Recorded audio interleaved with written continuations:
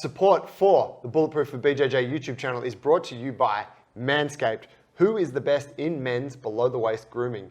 Their products are precision-engineered tools for your family jewels. Join over 4 million men worldwide who trust Manscaped with their exclusive offer for you. Get 20% off and free worldwide shipping with the code GRIZZLY at manscaped.com. If my math is correct, that's about 8 million balls. That's a lot of balls. Now, talk to me about your experience with Manscaped. I used this yesterday and I just did my arm in like barely any minutes. And it's so quick. It was actually very impressive. And so we have a comparison. Note this arm looking quite smooth and lean. Vascular. And then look at this arm. Hairy bear. Grizzly. Grizzly ass. Neanderthal-esque. Here's my story with Manscaped. My partner bought me an older model a couple of years ago, and I've been using it ever since. I think I've charged it once in that time because the battery just doesn't die. Oh, wow. And it's very similar to this, though. This is obviously like upgraded. This is the 4.0. The 4th generation of trimmer features a cutting-edge ceramic blade to reduce grooming accidents, all right? Thanks to their advanced skin-safe technology. You thought that was good, but you want to take a grooming game even further to the next level. The Performance Package 4.0 also includes the Weed Whacker nose and ear hair trimmer. The thing that I also am impressed with this pack is the care range. Like, Right. we've got the ball toner, We've got the ball deodorant, the crop reviver. crop preserver. Mate, it actually smells amazing. I don't mess with colognes, but like, Smells fresh. so man, I'll just start. I'm just putting this on. JT's face is going to smell like Joey's balls. Well, the roles are reversed because usually that's how it goes in jiu-jitsu. Hey, I fight well from north-south.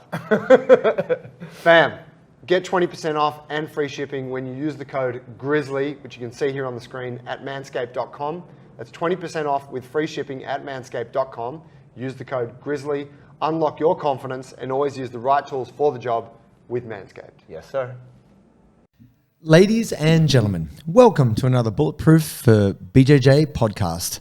I am JT. What's up, guys? I'm Joey. And today we are talking about tips for better learning in BJJ. Now, everybody learns differently. Some people like to watch instructionals. Some people like to do endless drills.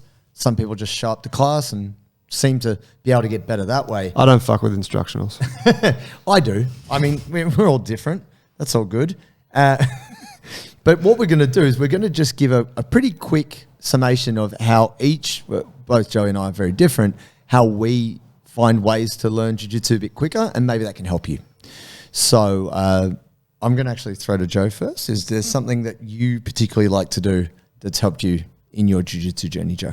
I am a low information diet kind of guy. Cool. Took that terminology from Tim Ferriss when I read, I think it was the 4-Hour Workweek, where he was talking about low information diet.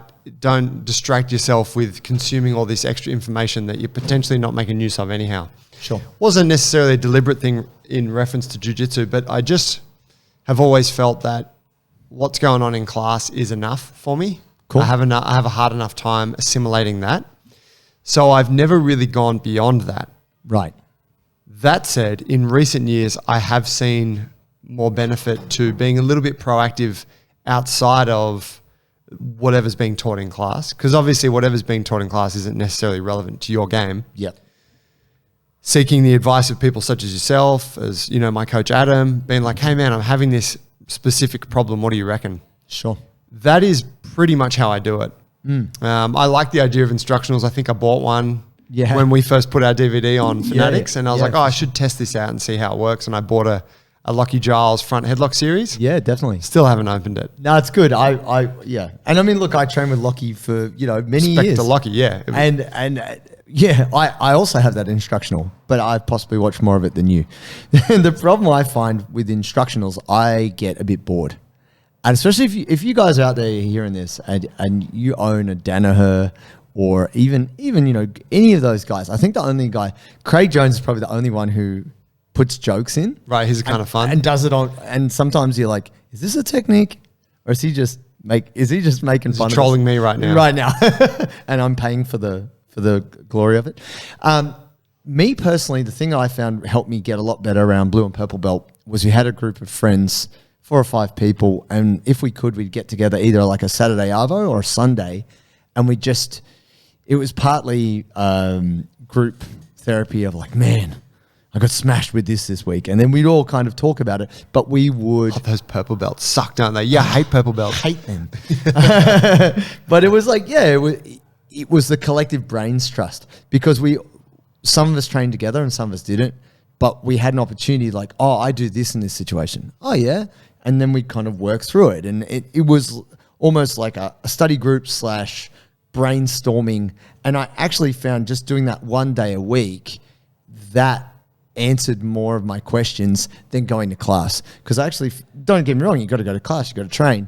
But oftentimes what was being done in class didn't necessarily answer my questions.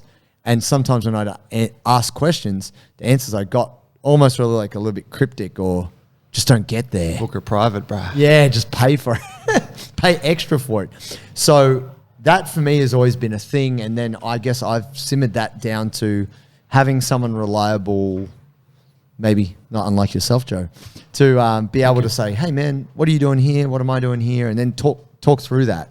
And then say, oh, maybe there's a problem with this. And just going back and forth, just someone's different perspective helped me understand jiu-jitsu better, faster. I think that's a really cool thing to do. I wish I had have done that actually. And it just was never, I don't know, it just didn't eventuate with the guys that I was coming up with. And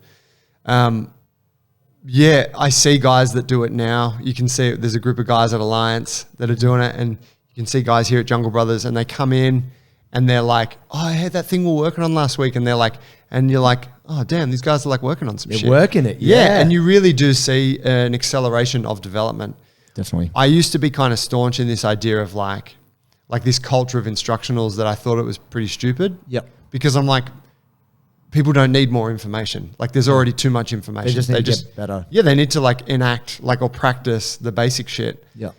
Which some of that might come through on instructional or whatever. But I've changed my mind on that based on where your mind space is at in a class versus a relaxed Sunday, hanging out with a few other jiu-jitsu friends. There's no time pressure. Yeah. You're throwing around some ideas. You're in a different headspace to reflect on your game and what you need and maybe what you're struggling with. Often when you're in class, because things are moving, it's like on a schedule, coach has their own ideas. You're not in that headspace. Yes, agreed. So I do see actually a huge benefit to using instructionals or YouTube videos or whatever when you feel inspired. Yeah. Because that's when you've got like the capacity to start to think a bit differently and maybe be a little bit more analytical about how your game is going.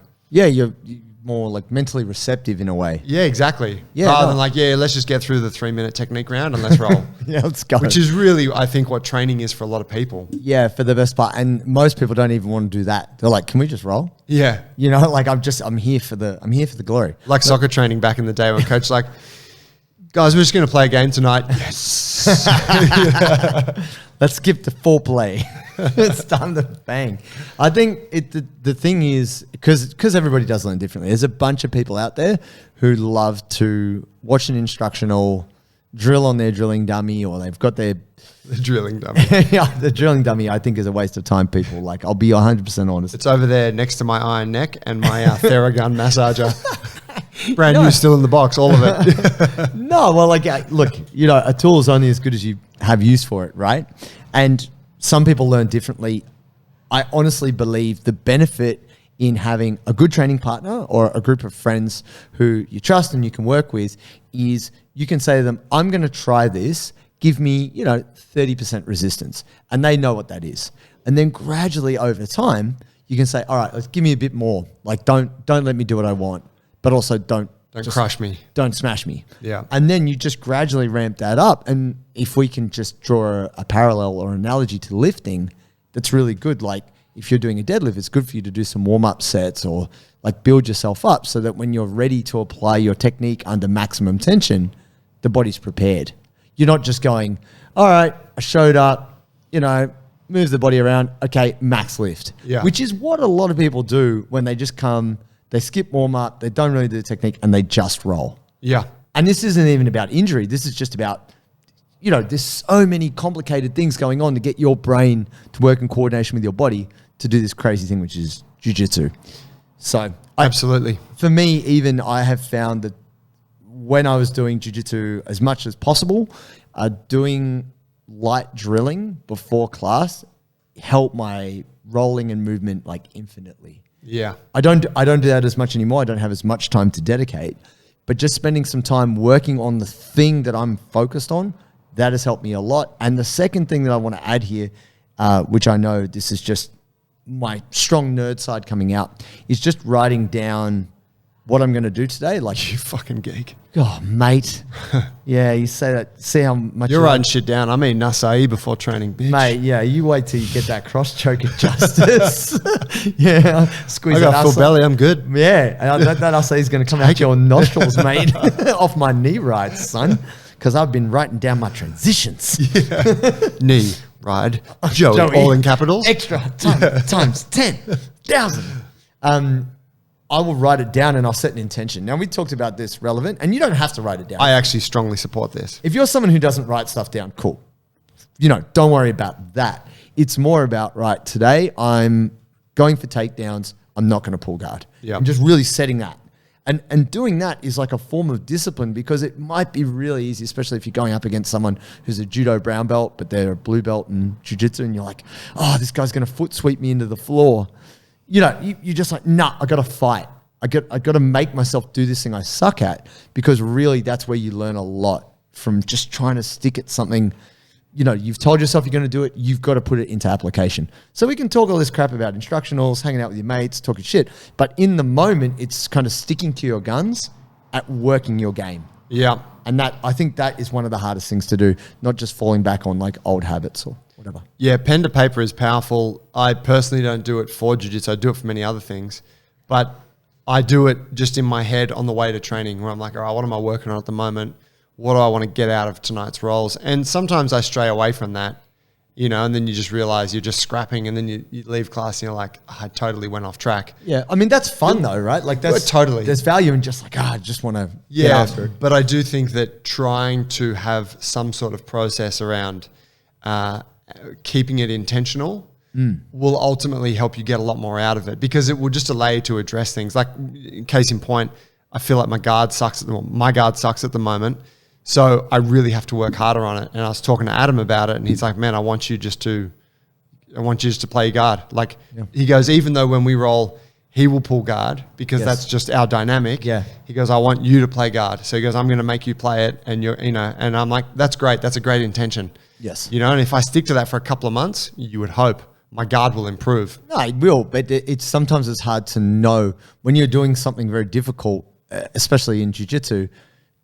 You could, on the surface, fail hundreds of times at a thing, but doing something wrong hundreds of times doesn't mean you're not better at it. Maybe it's a new mistake, but ultimately it proves out, but it takes ages. Yeah. Because you think, how many times in a given session do you actually get to do that thing? Maybe it's only 20 times and you need to do it 1,000 times. Maybe it's only once. Maybe, yeah.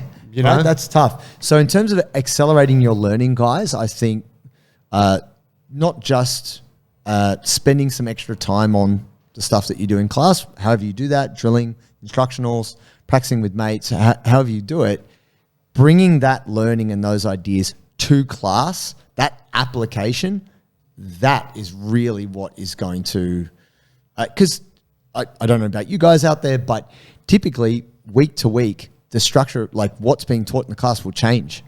So if you're like, hang on, I'm still Could be some random shit. still working on this thing, but this isn't what I'm doing. You've got to keep it in your mind that no, me personally, when it comes to rolling, I'm working that thing, even though the technique might be different. Love it. Awesome. Guys, if you want some help, join the Bulletproof community. People getting strong, mobile, learn to look after themselves. Bulletproof for BJJ.com. We see you there. See you. See you.